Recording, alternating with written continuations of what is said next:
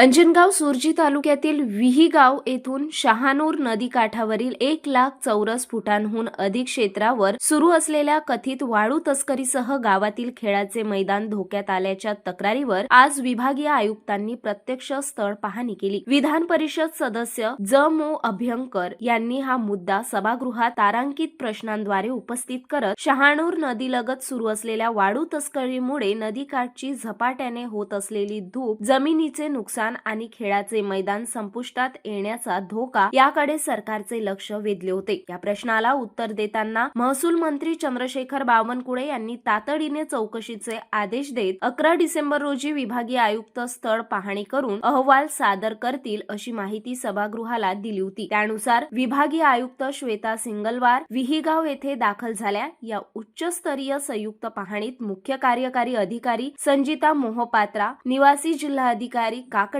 उपविभागीय अधिकारी दर्यापूर राजेश्वर हांडे, तहसीलदार पुष्पा सोळंके डाबेराव, पंचायत समिती बीडीओ कल्पना जायभाये, रहिमापूर चिंचोली पोलीस स्टेशनचे ठाणेदार अनंत वडतकर, महसूल विभागाचे मंडलाधिकारी तसेच कर्मचारी उपस्थित होते। विहीगाव गावातील नागरिकही मोठ्या संख्येने दाखल झाले होते। पथकाने नदीकाठावरील जमिनीचा ताबा, वाळू उपसा, खेळाच्या मैदानाची स्थिती, अतिक्रमणाचे स्वरूप आणि पुढील संभाव्य धोके यांची सखोल पाहणी केली। पथकाने नदीकाठावरील जमिनीचा ताबा, वाळू उपसा, खेळाच्या मैदानाची स्थिती, अतिक्रमणाचे स्वरूप आणि पुढील संभाव्य धोके यांची सखोल पाहणी केली। दरम्यान ग्रामस्थांनी वाळू तस्करीमुळे गावाच्या सुरक्षिततेला निर्माण झालेल्या धोक्यांवर प्रकाश टाकत संबंधित अधिकाऱ्यांकडे तातडीच्या कारवाईची मागणी केली। लंगड़े साहब को मैंने बोला तो उन्होंने मेरे को आश्वासन दिए कि 3 महीने में मैं ट्रैक्टर वालों को भी तेरा ग्राउंड क्लियर कर देता।